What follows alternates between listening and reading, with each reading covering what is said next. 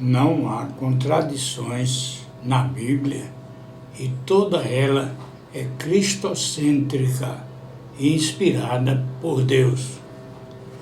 É meu desejo deixar clara a minha crença que a intelectualidade não aproxima de Deus, ou a Ele não chegamos pelo nosso intelecto. Se assim fosse, o iletrado jamais entenderia a palavra de Deus.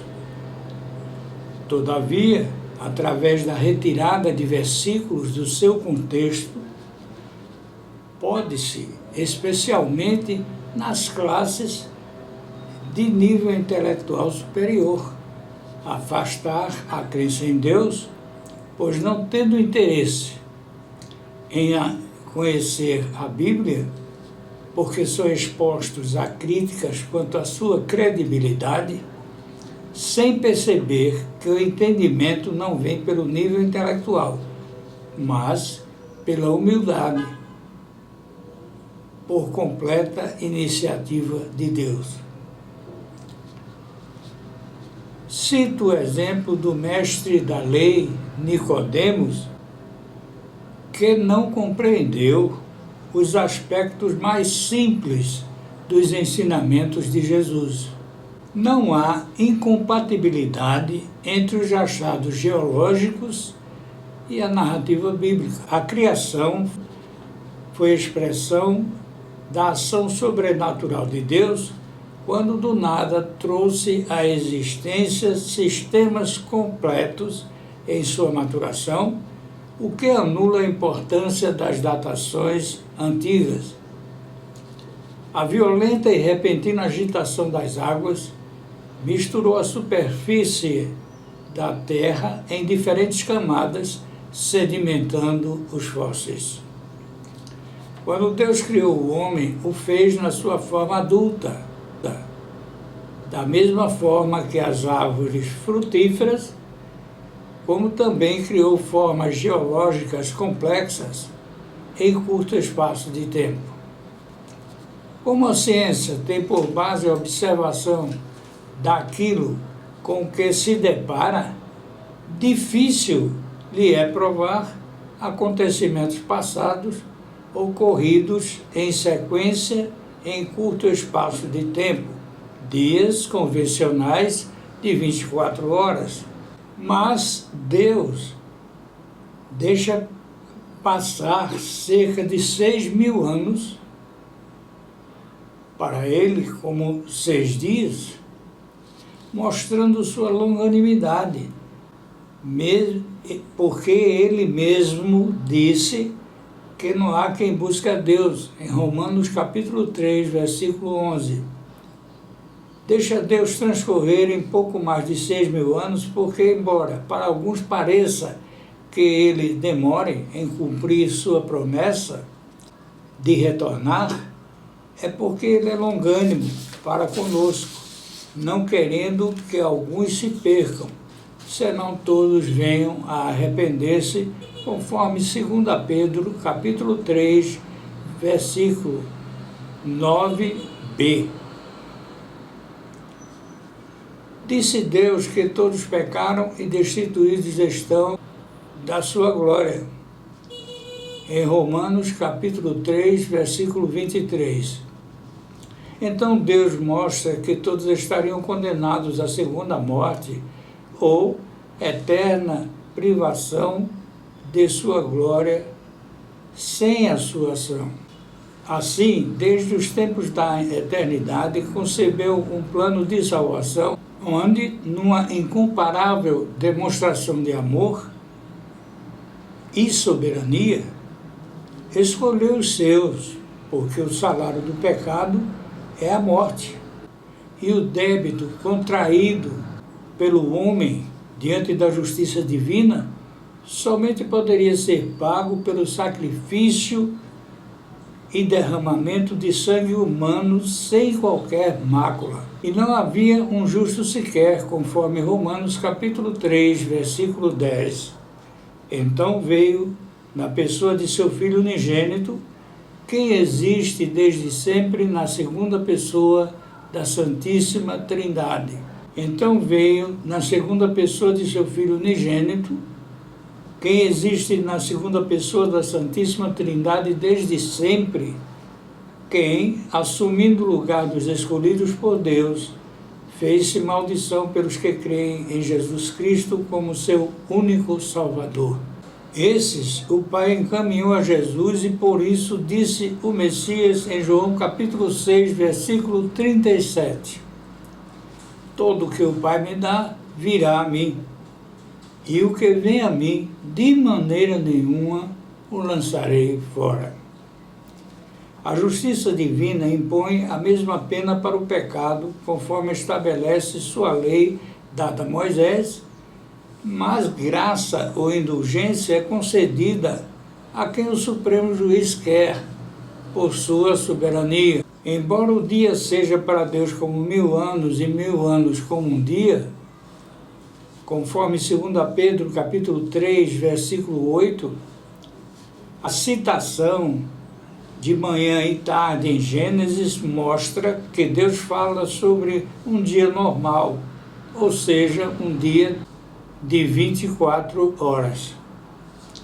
Decorridos os 6 dias da criação, Deus espera que se passem cerca de 6.000 anos da criação, para ele mais 6 dias, mostrando que por si o homem não o procurará. Entre 465 e 424 anos antes de Cristo, Artaxerxes, o 5º rei do Império Persa, autorizou Zorobabel a liderar o primeiro grupo de judeus para reconstruir os muros e a cidade de Jerusalém com seu templo. Não conseguiu por oposição dos povos locais, samaritanos, liderados por Sambalate, o Horonita, amonitas, liderados por Tobias, o servo amonita, árabes, habitantes da região sul de Judá, liderados por Gessém, e asdoditas, povo de Asdod, que se aliou aos opositores para tentar parar a obra. Depois foi Neemias, copeiro do rei Artaxerxes da Pérsia, que liderou os judeus para reconstruir os muros de Jerusalém em 52 dias. Aproximadamente entre 620 e 530 anos antes de Cristo, Daniel recebeu a profecia das 70 semanas, ou 490 anos, a qual lhe foi explicada pelo anjo Gabriel. Nela, as semanas são compostas de 7 dias, representando cada dia um ano, conforme Daniel 9, versículos 24 a 27. O período de 70 semanas, ou 490 anos, foi assim dividido: 7 semanas, ou 49 anos, o qual teve início com o decreto do rei Artaxerxes, quando deu ordem, movido por Deus, para iniciar a reconstrução de Jerusalém e de seus muros. 62 semanas, ou 434 anos, referindo-se ao decreto do rei e à manifestação do Messias, logo após o seu batismo. Transcorridas 62 mais 7 semanas, faltando está a 70ª semana, a qual, conforme os sinais preditos por Jesus, está no seu iminente início. Compartilhemos o que está escrito em Daniel capítulo 9, versículos 20 a 27. Estando eu ainda falando e orando, e confessando o meu pecado, e o pecado do meu povo Israel, e lançando a minha súplica perante o Senhor, meu Deus, pelo Monte Santo de Deus, estando eu, ainda falando na oração, o homem Gabriel, o anjo, que eu tinha visto na minha visão ao princípio, veio voando rapidamente e tocou-me a hora do sacrifício da tarde. Ele me instruiu e falou comigo, dizendo: Daniel, agora saí para fazer-me entender o sentido. No princípio das tuas súplicas saiu a ordem e eu vim para tu declarar, porque és muito amado. Considera, pois, a palavra e entende a visão. 70 semanas estão determinadas sobre teu povo e sobre a tua santa cidade, Jerusalém, para cessar a transgressão e para dar fim aos pecados e para expiar a iniquidade e trazer a justiça eterna e selar a visão e a profecia e para ungir o Santíssimo. Sabe e entende, desde a saída da ordem para restaurar e edificar a Jerusalém até o Messias, o príncipe, haverá 7 semanas e 62 semanas. As ruas e o muro se reedificarão, mas em tempos angustiosos. Povos nas redondezas que se opuseram à reconstrução de Jerusalém e seu muro, como os samaritanos, liberados por Sambalate, os amonitas, representados por Tobias, os árabes, liderados por Gesem, e os asdoditas. Depois das 62 semanas será cortado o Messias, mas não para si mesmo. E o povo do príncipe que há de vir destruirá a cidade e o santuário, e o seu fim será com a grande inundação, e até o fim haverá guerra. Estão determinadas assolações.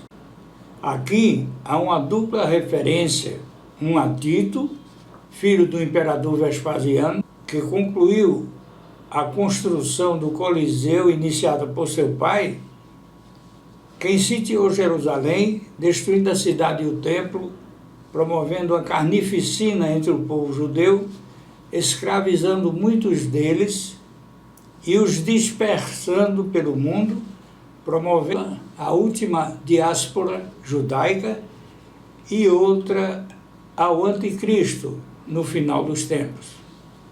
E ele, o anticristo, firmará aliança com muitos por uma semana, e na metade da segunda semana fará cessar o sacrifício e a oblação.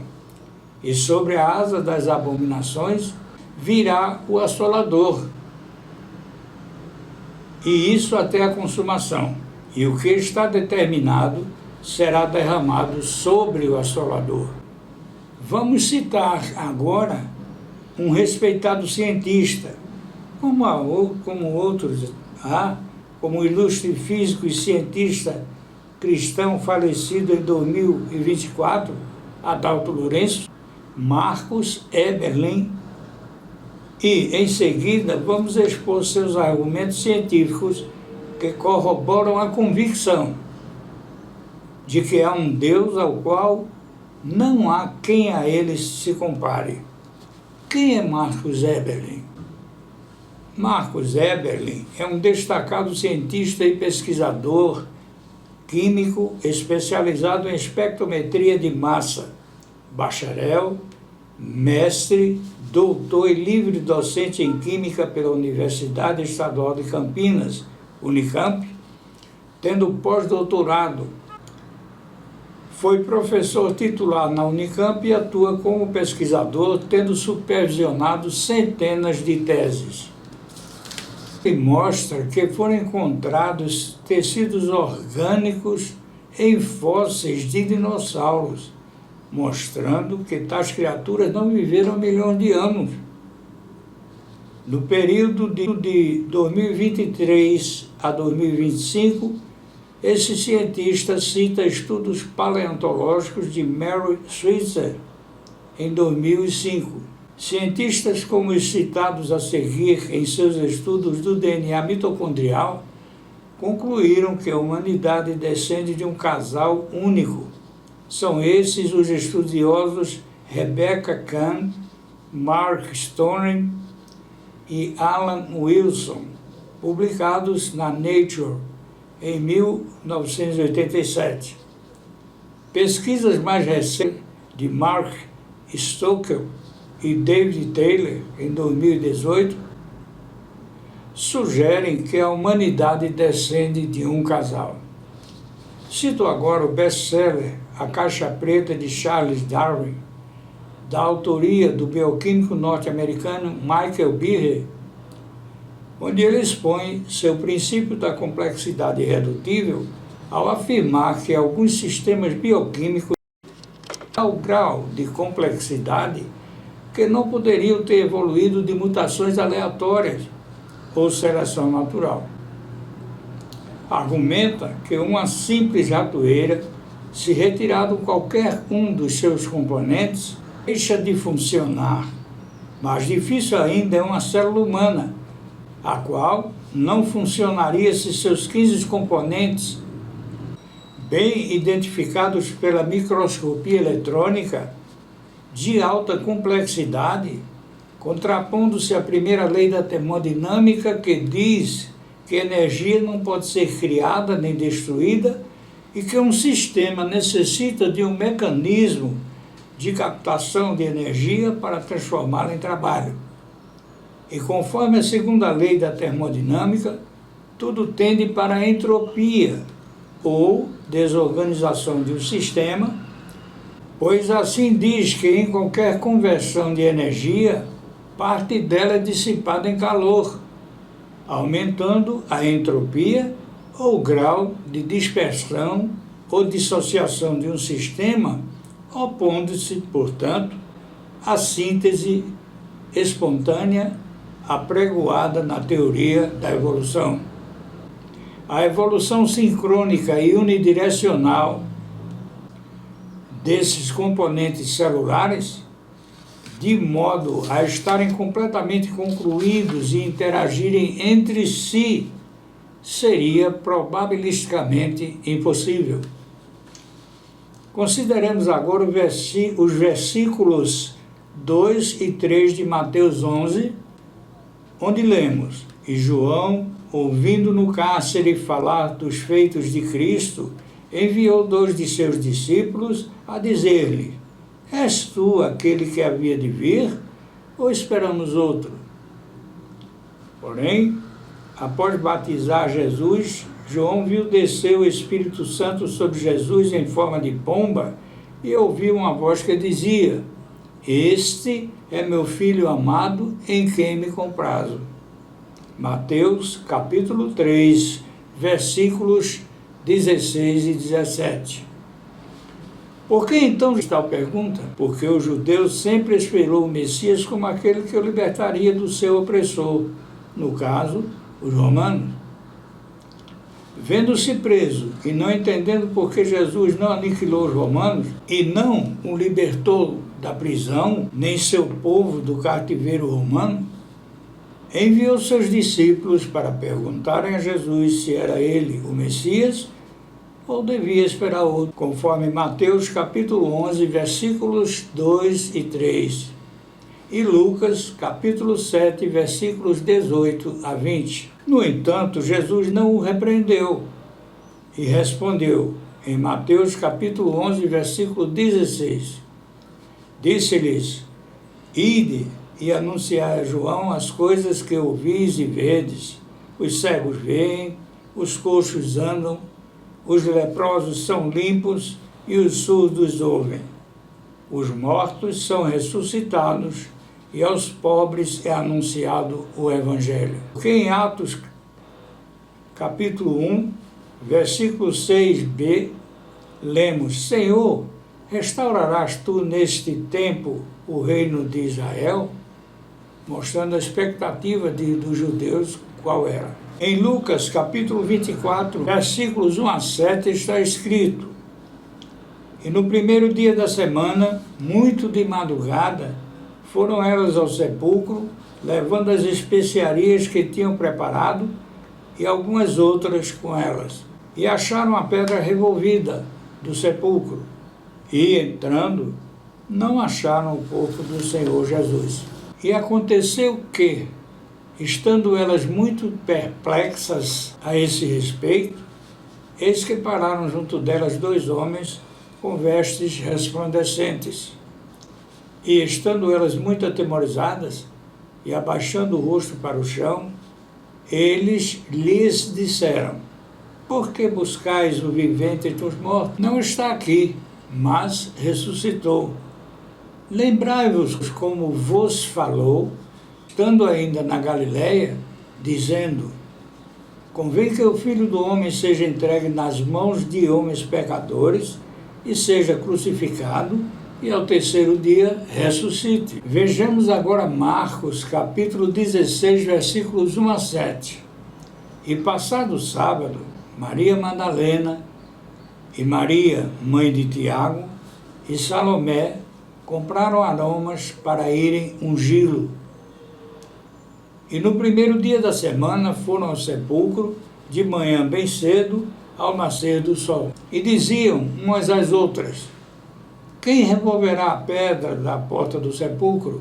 E, olhando, viram que já a pedra estava revolvida, e era ela muito grande. E, entrando no sepulcro, viram um jovem assentado à direita, vestido de uma roupa comprida, branca, e ficaram espantadas. Ele, porém, disse-lhes: não vos assusteis. Buscais a Jesus Nazareno, que foi crucificado. Já ressuscitou. Não está aqui. Eis aqui o lugar onde o puseram. Mas ide, dizei a seus discípulos e a Pedro, que ele vai adiante de vós para a Galiléia. Ali o vereis, como ele vos disse. Marcos põe seu foco naquele que falou. Lucas narrou a presença dos 2 anjos. Ambos evangelistas tinham seu foco na verdade central.